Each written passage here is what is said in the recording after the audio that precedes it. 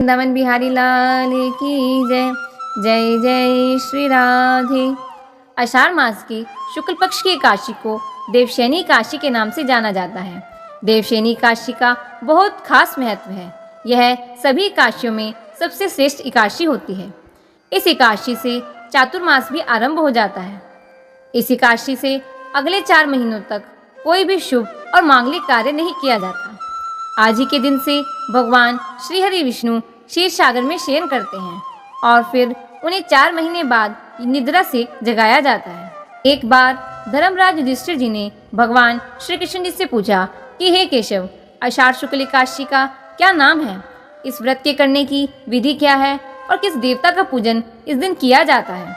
तब भगवान श्री कृष्ण कहने लगे कि हे युधिष्ठिर, जिस कथा को ब्रह्मा जी ने नारद जी से कहा था वही मैं तुमसे भी कहता हूँ। एक समय नारद जी ने ब्रह्मा जी से यही प्रश्न किया था। तब ब्रह्मा जी ने उत्तर दिया कि हे नारद, तुमने कलयुगी जीवों के लिए बहुत ही उत्तम प्रश्न किया है, क्योंकि देवशयनी एकादशी का व्रत सब व्रतों में बहुत उत्तम है। इस व्रत से समस्त पाप नष्ट हो जाते हैं और जो मनुष्य इस व्रत को नहीं करते वे नरकगामी होते हैं। इस व्रत के करने से भगवान विष्णु भी बहुत प्रसन्न होते हैं। इस एकादशी का नाम पद्मा भी है। अब मैं तुम्हें इसकी एक पुरानी कथा कहता हूँ।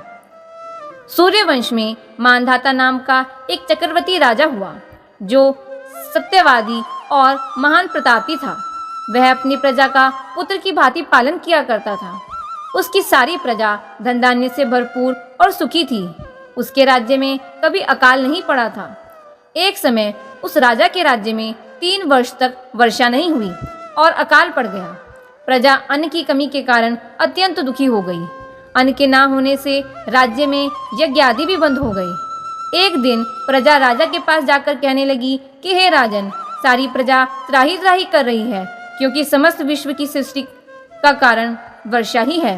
वर्षा के अभाव से अकाल पड़ गया और अकाल से प्रजा मर रही है। इसलिए हे राजन, ऐसा कोई उपाय बताओ जिससे प्रजा का कष्ट दूर हो सके। राजा मानधाता कहने लगे कि आप लोग ठीक कह रहे हैं। वर्षा से ही अन्न उत्पन्न होता है और आप लोग वर्षा न होने से अत्यंत दुखी हो गए हैं। मैं आप लोगों के दुख को समझता हूँ।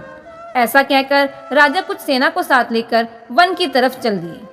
वह अनेक ऋषियों के आश्रम में भ्रमण करते हुए अंत में ब्रह्मा जी के पुत्र अंगिरा ऋषि के आश्रम में पहुंचे।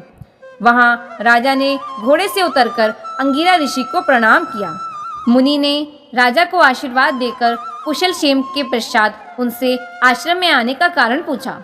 राजा ने हाथ जोड़कर विनीत भाव से कहा कि हे भगवान, सब प्रकार से धर्म पालन करने पर भी मेरे राज्य में अकाल पड़ गया।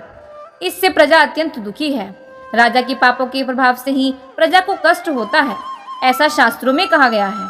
जब मैं धर्मानुसार राज्य करता हूँ तो मेरे राज्य में अकाल कैसे पड़ गया, इसके कारण का मुझे अभी तक कुछ पता नहीं चल पाया। अब मैं आपके पास इसी संदेह को दूर कराने आया हूँ। कृपा करके आप मेरे इस संदेह को दूर कीजिए और साथ ही साथ प्रजा के कष्ट को दूर करने के लिए कोई उपाय भी बताइए। इतनी बात सुनकर ऋषि कहने लगे कि हे राजन, यह सतयुग सभी युगों में उत्तम है। इसमें धर्म के चारों चरण सम्मिलित हैं, अर्थात इस युग में धर्म की सबसे अधिक उन्नति होती है। लोग ब्रह्मा की उपासना करते हैं और केवल ब्राह्मणों को ही वेद पढ़ने का अधिकार है।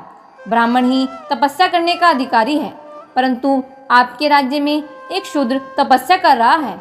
इसी दोष के कारण आपके राज्य में वर्षा नहीं हो रही। इसलिए यदि आप प्रजा का भला चाहते हैं तो उस शूद्र का वध कर दीजिए। इस पर राजा कहने लगे कि महाराज, मैं उस निरपराध तपस्या करने वाले शूद्र को किस तरह मार सकता हूँ? आप इस दोष से छूटने का कोई दूसरा उपाय बताएं। तब ऋषि कहने लगे कि हे राजन, यदि तुम अन्य उपाय जानना चाहते हो तो सुनो। आषाढ़ मास के शुक्ल पक्ष की देवशयनी नाम की एकादशी का विधि पूर्वक व्रत करो।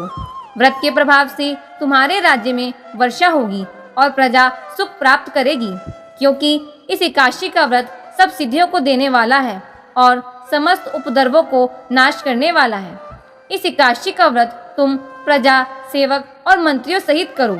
मुनि के इस वचन को सुनकर राजा अपने नगर को चल दिया और उसने विधि पूर्वक देवशयनी एकादशी का व्रत किया। उस व्रत के प्रभाव से वर्षा हुई और प्रजा को सुख पहुंचा। इस देवशयनी एकादशी का व्रत सब मनुष्य को करना चाहिए। यह व्रत इस लोक में भोग और परलोक में मुक्ति को देने वाला है। इस कथा को पढ़ने और सुनने से ही मनुष्य के समस्त पाप नष्ट हो जाते हैं।